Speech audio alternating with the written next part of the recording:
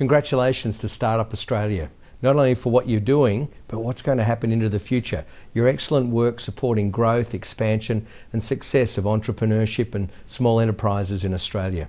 I urge government and non-government organisations alike to lend their support to get behind the important work of Startup Australia.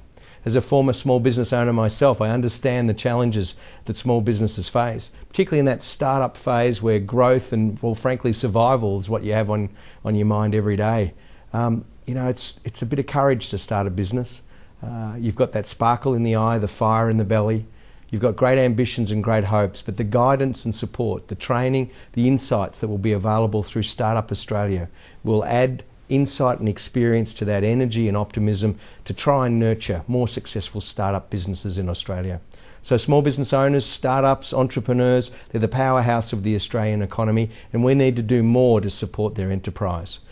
These are the people that innovate. They bring new ideas to the fore. They mortgage their house and sometimes their firstborn to have a go, to create opportunities and wealth in our country. Their success opens new markets, new prospects for livelihoods, strengthens local economies, creates jobs.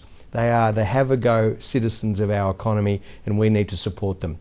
That's why the government recognises the important contribution of those enterprising people and very important organisations like Startup Australia. That's why the best thing we can do is implement our comprehensive policy to put the business back into small business, restore confidence, encourage growth, get rid of needless costs and headwinds of excess regulation, drive employment and innovation in this crucial engine room of our economy. Getting rid of the carbon tax, those pointless compliance burdens, structural impediments that stand in your road, and above all, changing the culture of government so that every day the challenges that small business people face are inculcated into our thinking and into our program and policy development. Why? 2 million operating small businesses in Australia.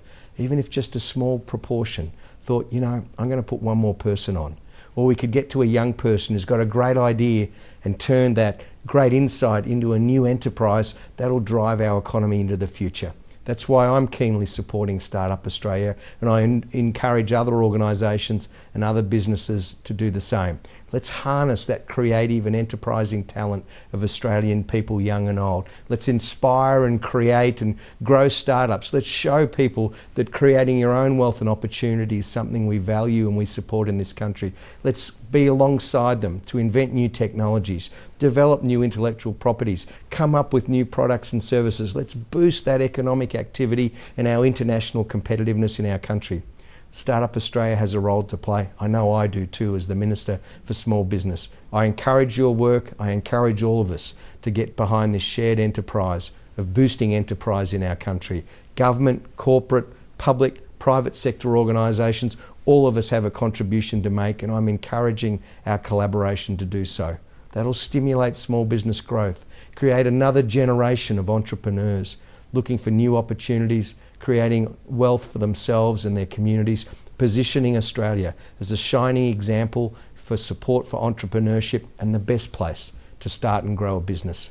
Thank you for a few minutes of your time today.